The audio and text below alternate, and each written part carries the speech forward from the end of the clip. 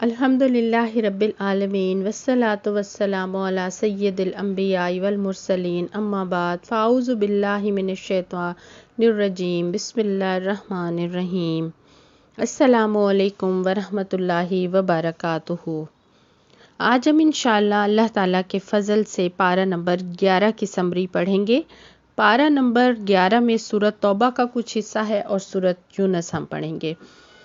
سورۃ توبہ کا کچھ حصہ ہم نے پارہ نمبر 10 میں پڑھا تھا، جس میں غزوہ تبوک کا ذکر آیا تھا اور اللہ تبارک تعالیٰ نے منافقین کی خصلتوں کو کھول کھول کر بیان فرمایا تھا۔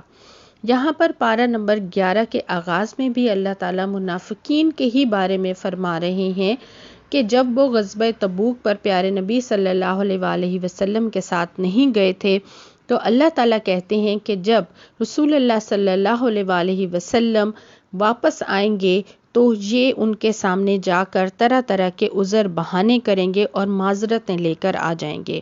تو اللہ تعالیٰ یہاں پر فرماتے ہیں کہ تمہارے عذر پیش کرنے کا کوئی فائدہ نہیں، تمہارے ایسے بہانوں کا کوئی فائدہ نہیں، کیونکہ اللہ تعالیٰ تمہارے اعمال کو بخوبی جانتا ہے۔ تم جو بھی برا بھلا کرتے ہو اللہ اس سے خوب واقف ہے، اور اللہ تعالیٰ اپنے عدل اور فضل سے تمہارے اعمال کی جزا اور سزا تمہیں دے گا۔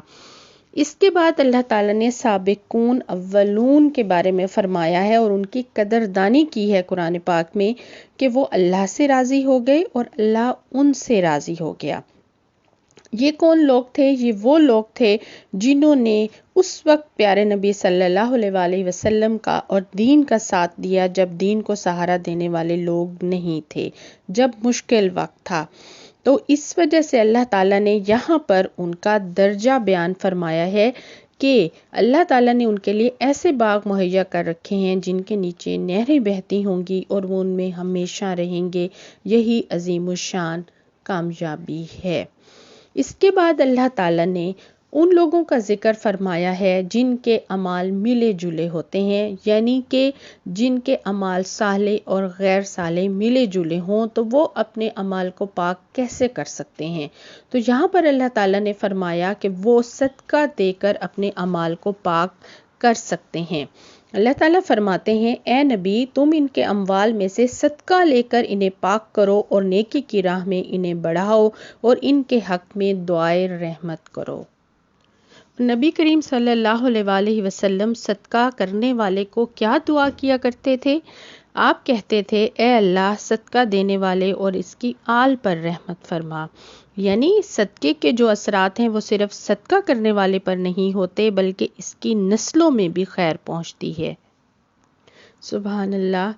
ایک موقع پر عبداللہ بن ابی اوفا کہتے ہیں کہ میرے والد آپ صلی اللہ علیہ وآلہ وسلم کے پاس صدقہ لے کر آئے تو آپ صلی اللہ علیہ وآلہ وسلم نے ان کے لیے دعا فرمائی اے اللہ ابو اوفا کی اولاد پر رحمت فرما۔ اس کے بعد اللہ تعالیٰ نے مسجد زرار کا ذکر فرمایا ہے۔ زرار کا مطلب ہے نقصان پہنچانے والی، اور اس کو بنایا ہی اس لیے گیا تھا کہ نبی پاک صلی اللہ علیہ وآلہ وسلم کے خلاف اور دین کے خلاف وہاں پر سازشیں کی جائیں۔ تو جب پیارے نبی صلی اللہ علیہ وآلہ وسلم غزوہ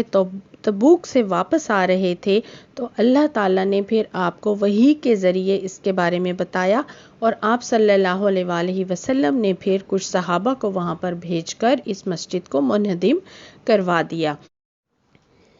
اس کے بعد مسجد قباء کا ذکر فرمایا جہاں پر 2 رکعت نماز پڑھنے کا ثواب 1 عمرے کے برابر ہے، اور اس کو آباد کرنے والے صحابہ کرام کا بھی ذکر یہاں پر آیا ہے۔ اللہ تعالیٰ فرماتے ہیں اس میں ایسے لوگ ہیں جو پاک رہنا پسند کرتے ہیں اور اللہ کو پاکیزگی اختیار کرنے والے ہی پسند ہیں،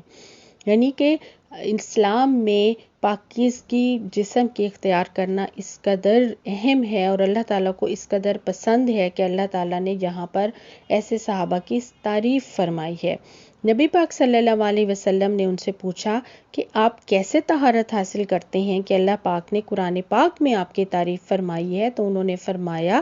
کہ ہم پتھروں اور ڈھیلوں سے استنجا کرنے کے بعد پانی سے بھی استنجا کرتے ہیں۔ اس کے بعد ایک بہت ہی خوبصورت آیت آتی ہے۔ اللہ تعالیٰ فرماتے ہیں کہ اللہ نے مومنوں سے ان کے نفس اور ان کے مال جنت کے بدلے خرید لیے ہیں،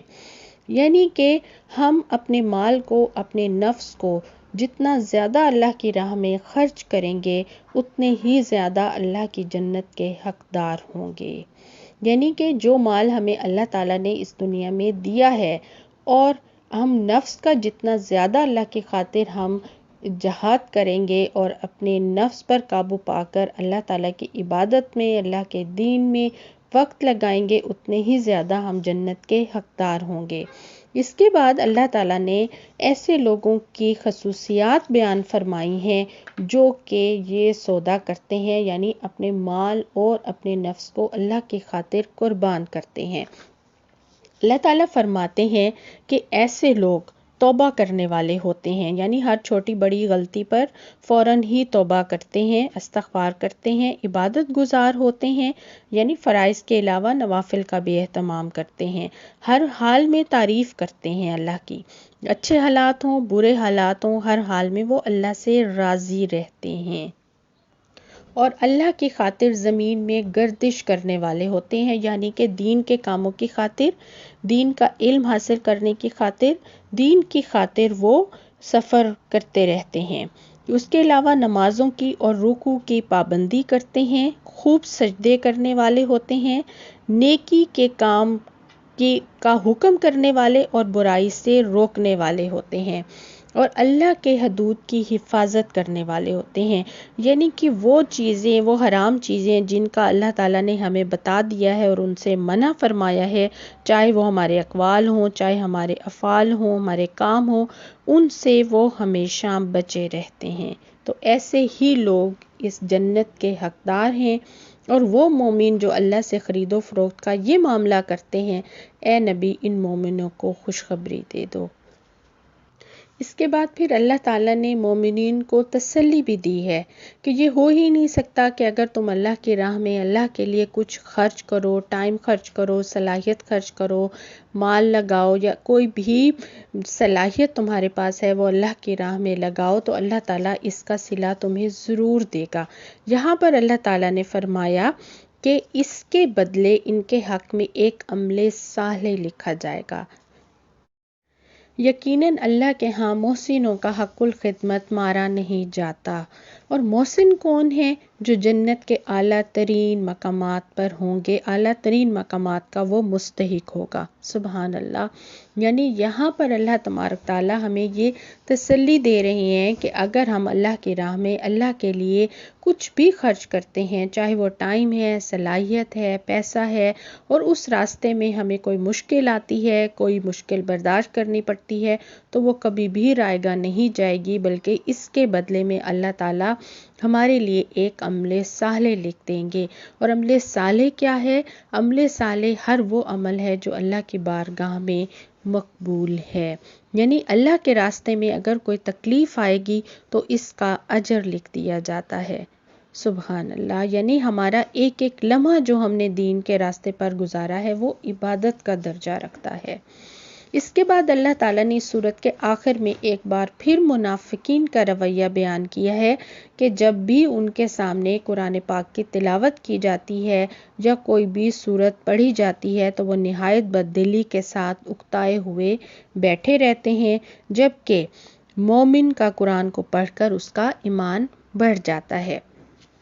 پھر اس کی آخری آیت میں اللہ تعالیٰ نے ہمیں بہت ہی خوبصورت دعا سکھائی ہے، اور اس دعا کے بارے میں حدیث آتی ہے کہ جو شخص 7 مرتبہ صبح شام یہ دعا پڑھ لے گا اللہ تعالیٰ اس کے تمام کام آسان کر دیں گے۔ اور سورۃ توبہ کی آخری 2 آیات کے متعلق ہمیں یہ حدیث ملتی ہے، حضرت ابی بن کعب کا خیال ہے کہ یہ دونوں آیات قرآن پاک کی 2 آخری آیات ہیں اور اس کے بعد کوئی آیات نازل نہیں ہوئی۔ اعوذ باللہ من الشیطان الرجیم، بسم اللہ الرحمن الرحیم۔ سورۃ یونس شروع کرتے ہیں۔ سورۃ یونس مکی سورہ ہے اور یہ نبی پاک صلی اللہ علیہ وآلہ وسلم کے ہجرت سے پہلے نازل ہوئی۔ سورۃ یونس میں اللہ سبحانہ و تعالیٰ کی توحید بیان ہوئی ہے۔ اللہ تعالیٰ نے اپنی نشانیوں کو کھول کھول کر بیان فرمایا ہے، اور یہ پہلی سورہ ہے جو کہ کسی نبی کے نام پر ہے، اور 3 مسلسل صورتیں سورۃ یونس، سورۃ ہود اور سورۃ یوسف انبیاء کے ناموں پر ہیں۔ سورۃ یونس کی پہلی آیت میں اللہ تبارک تعالیٰ نے قرآن پاک کے بارے میں فرمایا ہے کہ اس کی آیات حکمت سے لبریز ہیں، یعنی کہ ہم جتنا زیادہ خود کو قرآن پاک کی آیات کے ساتھ، قرآن پاک کے ساتھ جوڑیں گے، اللہ تعالیٰ اتنی ہی ہمارے لیے ہدایت کے راستے کھول دے گا، اتنی ہی ہمیں شفا ملے گی اور اتنی ہی ہمارے لیے رحمتیں اور بھلائیاں ہوں گی۔ یعنی کہ قرآن پاک کی ہر آیت میں حکمت پوشیدہ ہے اور اس کی ہر آیت میں ہمارے لیے رہنمائی بھی ہے اور ہدایت بھی ہے۔ اس کے بعد اللہ تعالیٰ نے نشانیوں کی طرف غور و فکر کرنے کا ہمیں کہا ہے کہ خاص طور پر اس کائنات کی نشانیوں پر ہم غور و فکر کریں، جس میں کائنات کی نشانیاں اللہ تعالیٰ نے بتائی ہیں: دن رات کا آنا جانا، چاند کا گھٹنا بڑھنا، سورج کا آنا غروب ہو جانا۔ ان نشانیوں کی طرف ہمیں غور و فکر کرنے کا کہا گیا ہے، اور اللہ تعالیٰ نے یہاں پر بیان فرمایا ہے کہ جو لوگ ان نشانیوں پر غور و فکر کرتے ہیں حقیقتاً وہی علم والے لوگ ہیں، کیونکہ ان نشانیوں پر ہم جتنا زیادہ غور و فکر کریں گے ہم اللہ کے اتنے ہی قریب ہوں گے، اور اللہ تعالیٰ ہمارے لیے رہنمائی کے بھی راستے کھول دے گا۔ اور اللہ تعالیٰ یہاں پر فرماتے ہیں کہ جو ان نشانیوں پر غور نہیں کرتے حقیقت میں وہ غفلت میں مبتلا ہیں اور وہ غفلت کے اندھیرے میں پڑے ہوئے ہیں۔ اس کے بعد اللہ تبارک تعالیٰ نے ایک دستور بیان فرمایا ہے کہ اللہ تعالیٰ سے جب بھی کوئی اچھی چیز طلب کی جائے تو وہ قبول فرما لیتا ہے، اور اس طرح وہ لوگوں کی بد دعائیں بھی اگر قبول فرمانے لگتا تو اس وقت تک تم میں سے کوئی زندہ نہ رہتا۔ یعنی اللہ کا دستور یہ ہے کہ برے کاموں کا بدلہ یا بد دعاؤں کے نتیجے میں فوراً عذاب نہیں نازل کیا کرتا، بلکہ لوگوں کو سنبھلنے کا موقع دیتا رہتا ہے، اور پھر جب لوگوں کی سرکشیاں حد سے بڑھ جاتی ہیں، نافرمانیاں حد سے بڑھ جاتی ہیں اور وہ نافرمانیوں سے باز نہ آئیں تو تب ان پر عذاب آتا ہے۔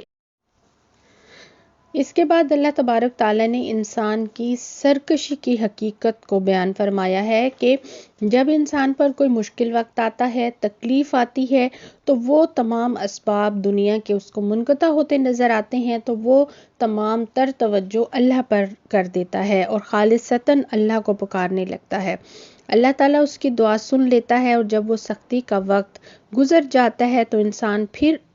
اللہ کو بھول جاتا ہے اور اس کی تمام تر نظر ان اسباب پر جمنے لگتی ہے، لیکن وہ اس بات سے بھی نہیں ڈرتا کہ کہیں پھر اللہ تعالیٰ ویسے ہی تکلیف اور سختی کا ایک اور سبب اس کے لیے نہ کھڑا کرتے۔ اس کے بعد اگلی ہی آیت میں اللہ تبارک تعالیٰ نے فرمایا کہ دنیا کی زندگی کے چند روزہ جو مزے ہیں وہ لوٹ لو، پھر تمہیں ہمارے پاس ہی آنا ہے۔ اور اس دنیا کی بے ثباتی کا ذکر کیا ہے کہ دنیا کے جن چیزوں میں ہم کھوئے ہوتے ہیں اور ہم سمجھتے ہیں کہ ہمیشہ ہم انہی سے ہی لطف اندوز ہوتے رہیں گے اور ہمیشہ ہی ایسے مزہ اٹھاتے رہیں گے، تو اچانک پھر موت آ لیتی ہے اور سب کچھ ایک مومنٹ میں ختم ہو جاتا ہے۔ یعنی کہ یہ زندگی، یہ دنیا کتنی ٹیمپریری ہے، اور کچھ عرصے کے بعد پھر مر جانے والا انسان بھی سب کے ذہن سے محو ہو جاتا ہے، اور سب کچھ جس کو اس پر ناز تھا، جس کے وہ مزے لوٹ رہا تھا، جن اسباب پر اس کی نظر جمی ہوئی تھی، وہ ایک دم سب کچھ ختم ہو جاتے ہیں اور موت اس کو آ لیتی ہے۔ دنیا کی بے ثباتی کا، اس کے ٹیمپریری ہونے کے ذکر کرنے کے بعد اللہ تعالیٰ فرماتے ہیں کہ اصل گھر، سلامتی کا گھر تو جنت ہے، جہاں پہ نعمتیں ہمیشہ رہنے والی ہوں گی، کبھی بھی ختم نہ ہوں گی۔ اللہ تعالیٰ فرماتے ہیں